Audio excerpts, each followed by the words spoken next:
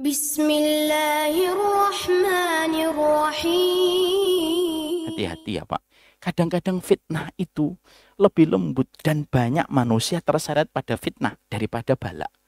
Kalau bala, biasanya orang langsung membentuk pertahanan ketika dia mendapatkan bala.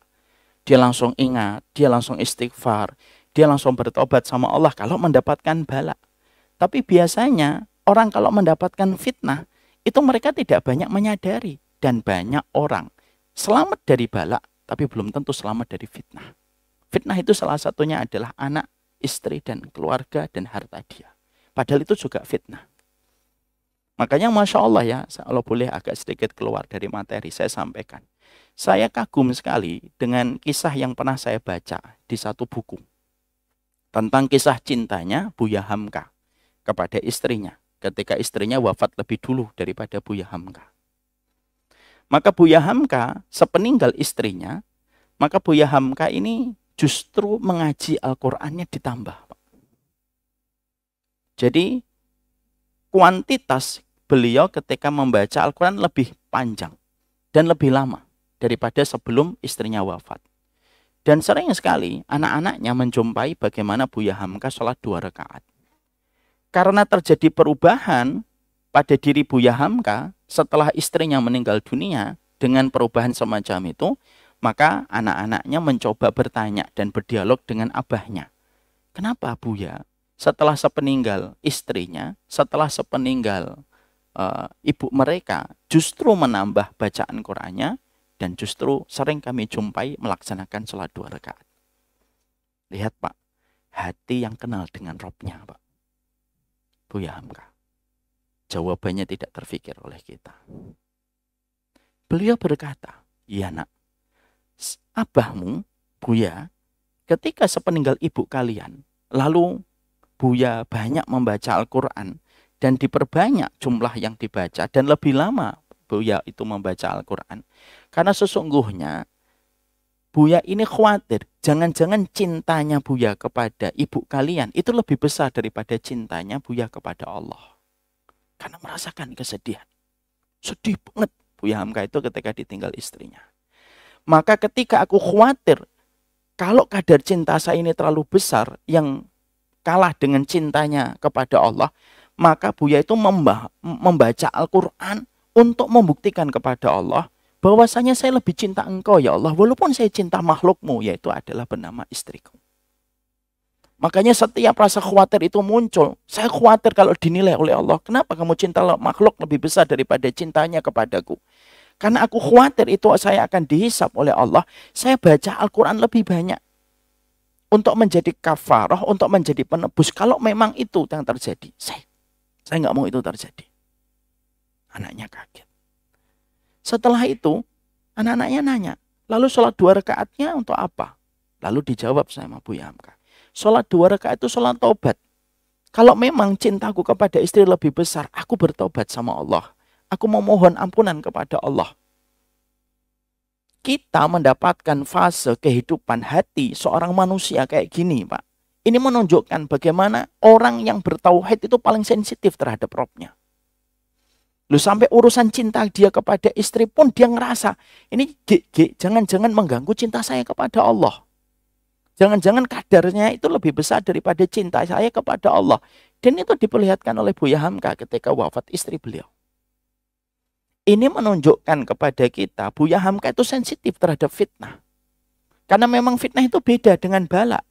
Banyak di antara manusia kalau mendapatkan penyakit, Pak, dia bertobat kepada Allah. Banyak yang kayak gitu.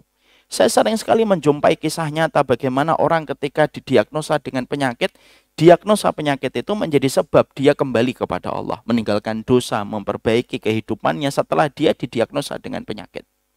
Ali Banat, contohnya salah satu orang kaya raya di Australia, yang hidupnya penuh dengan party-party, tapi setelah didiagnosa dengan kanker, dia balik kepada Allah. Karena bala itu memang supaya kita itu balik kepada Allah. Inna balawnahum bil hasanati wassayyiati la'allahum yarji'un. Sebagaimana yang kita baca di dalam surat Al-A'raf ayat yang ke-168. Kami uji manusia itu dengan kebaikan dan keburukan supaya mereka kembali. Bala itu cepat mengembalikan manusia kepada Allah. Tapi beda dengan fitnah, Pak. Itu yang kita harus paham. Makanya fitnah itu harus sensitif.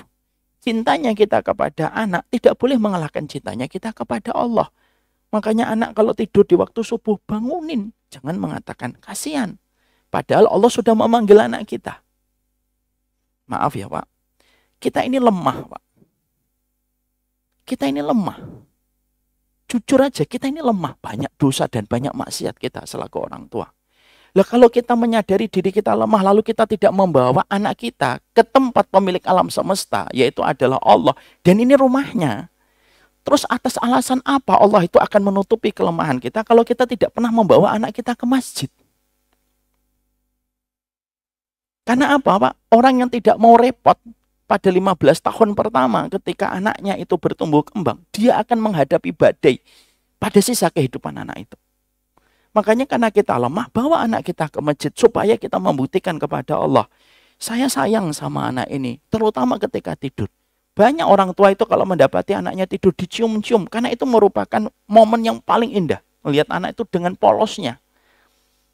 Tapi kalau kita mengingat apa yang tadi terjadi kepada Buya Hamka, kita harusnya paham.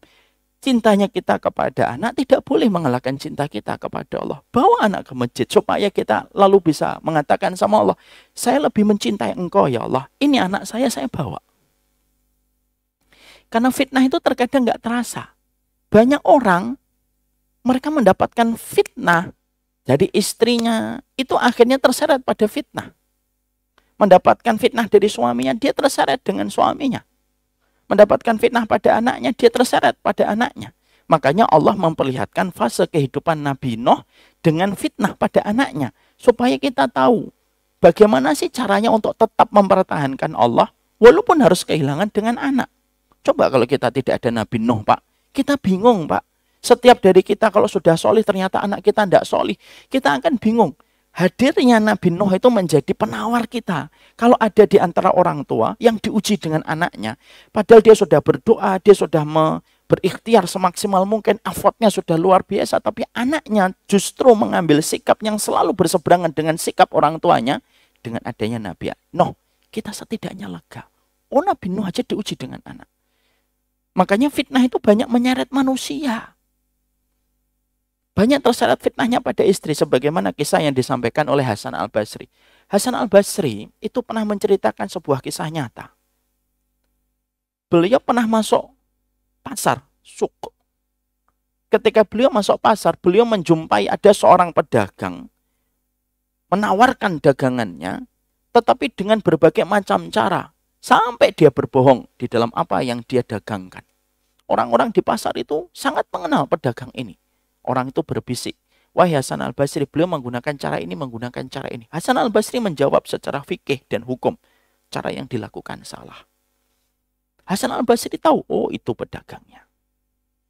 Setelah itu beliau berlalu. Beberapa tahun kemudian, Hasan Al-Basri masuk lagi ke pasar yang sama, menjumpai pedagang tersebut. Tapi pedagang itu sudah berubah. Cara dia berdagang sesuai dengan kaidah hukum, tidak melegalkan cara apapun supaya dagangannya laku. Terjadi perubahan. Sampai Hasan Al-Basri rahimahullahu ta'ala penasaran. Loh kok orangnya bisa berubah? Akhirnya beliau mendekat. Hasan Al-Basri seorang ulama mendekat kepada pedagang itu. Disentil, ditanya. Aku pernah menjumpaimu beberapa tahun yang lalu. Kamu menggunakan segala macam cara untuk berdagang. Tapi aku jumpai kamu hari ini ketika kamu berdagang. Cara yang kamu lakukan berbeda banget dengan cara yang kamu lakukan beberapa tahun yang lalu. Kamu hati-hati. Kamu menggunakan hukum, fikih, syariat, sunnah yang diajarkan Nabi kita, kamu amalkan semua. Lalu ditanya, apa yang menjadikan kamu berubah? Kira-kira apa Pak jawabannya? Saya ngikutin kajian hari Sabtu dan Ahad di Baitur Rahman. Nggak ada Pak, nggak ada Baitur Rahman di sana. Jawaban yang disampaikan oleh pedagang tersebut adalah, wahai guru kami, syekh kami, ahlul ilmi kami. Karena sesungguhnya beberapa tahun yang lalu aku punya istri. Yang istriku itu selalu meronong keimananku setiap pagi. Dan selalu merecokiku setiap pagi di telingaku. Kebutuhan kita banyak. Jangan pulang sebelum kamu membawa harta yang cukup untuk mencukupi seluruh kebutuhan kita. Karena itu yang direcokin ke kuping saya setiap pagi. Maka saya ketika berdagang itu penuh dengan pressure dan tekanan. Dan saya tidak bisa pulang kalau belum mendapatkan harta yang ditanamkan, yang dicanangkan, ditetapkan istri saya. Akhirnya setiap saya ke pasar, maka saya ketika ke pasar, tidak ada yang saya lakukan. Saya halalkan segala macam cara. Hatta itu thariqah yang haram, metode yang haram. Saya terjang. Supaya ketika pulang tidak menjadi perang dan badai. Masya Allah. Tuh loh, contohnya fitnah itu kadang nggak kerasa. Setelah itu, istri saya wafat. Mungkin syukur banget ini beliau ini pedagangnya. Tapi ini tambahan dari saya, di kitabnya nggak ada. Maka setelah itu istri saya wafat. Setelah istri saya wafat, saya betul-betul ikhtiar untuk mencari seorang istri yang solehah. Saya ketemu, saya nikahin. Maka istri saya yang kedua, setelah sepeninggal istri saya yang pertama, betul-betul solehah. Tidaklah dia mengiringi saya setiap pagi ketika akan berdagang ke pasar. Kecuali dia berkata, perhatikanlah harta yang kamu ambil. Harta yang halal, yang sedikit itu lebih mencukupi daripada harta yang banyak tetapi haram. Saya kuat dengan lapar, tapi saya nggak kuat dengan api neraka. Masya Allah ya Pak. Ini kalau ucapan ini diucapkan oleh para istri, tidak ada orang suami yang mengambil harta haram Pak. Masya Allah. Lah ucapan itu yang akhirnya menenangkan sang pedagang. Akhirnya kalau berdagang itu tenang, berwibawa, menjalankan syariat sunnahnya ketika dia mendapatkan support system dari istrinya. Apa pelajaran nyata yang kita ambil dari kisah ini yang disampaikan oleh Hasan Al-Basri? Tadi Pak, fitnah itu terkadang lembut. Dan fitnah itu memang lembut. Karena orang tidak merasa diuji. Harta itu fitnah. Dia lembut Pak. Dia lembut, dia tidak terasa Pak.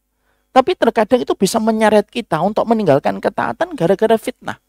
Itulah bedanya bala dengan fitnah. Makanya setan tahu kalau ada manusia mendapatkan bala, setan itu tahu. Biasanya manusia kalau mendapatkan bala itu cepat kembali. Karena biasanya kalau kita diuji dengan musibah itu cepat balik. Kalau musibah itu memang sesuatu yang tidak kita inginkan dan tidak kita senangi. Analoginya gampang. Kayak orang di dalam sumur. Orang dalam sumur Pak. Lalu dia menggali sumur. Coba aja kita lempari batu. Kita lempari uang. Kita lempari uang 100.000, 200.000, 300.000. Orang yang di dalam sumur kalau dilempari uang, apa yang dilakukan oleh orang itu di dalam sumur? Dia tidak melihat ke atas, dia melihat ke uang yang ada di kakinya. Diambil. Lempar 100.000, diambil lagi. Lempar 100.000, diambil lagi. Coba yang keempat diganti. Yang kita lempar itu kerikil Pak. Kalau bisa pakai ketapel sekalian. Paskan itu ke batok kepalanya. Kelotak gitu. Kira-kira dia ngambil kerikilnya atau ngelihat ke atas Pak? Ngelihat kerikil ke atas atau ngelihat ke atas atau ngambil kerikilnya? Lihat ke atas Pak. Dia nggak butuh kerikilnya. Dia siapa yang ngelemparin saya? Itu analogi sederhana Pak. Makanya Allah tadi sampaikan di dalam surat Al-A'raf 168. Kalau bala, itulah Allahum yarji'unnya kena Pak. Makanya inna balawnahum bil hasanati wassayyi'ati la'allahum yarji'un. Kami coba manusia itu dengan perkara yang dia senangi dan tidak dia senangi supaya mereka balik. Cuma bedanya, kalau hasanat itu biasanya orang tidak ngerasa. Tapi kalau dengan sayyi'at, keburukan yang disebut dengan bala, biasanya orang itu langsung balik. Tapi tidak berlaku dengan fitnah. Ya Rabbi syukran, hadaita qalbi syukran.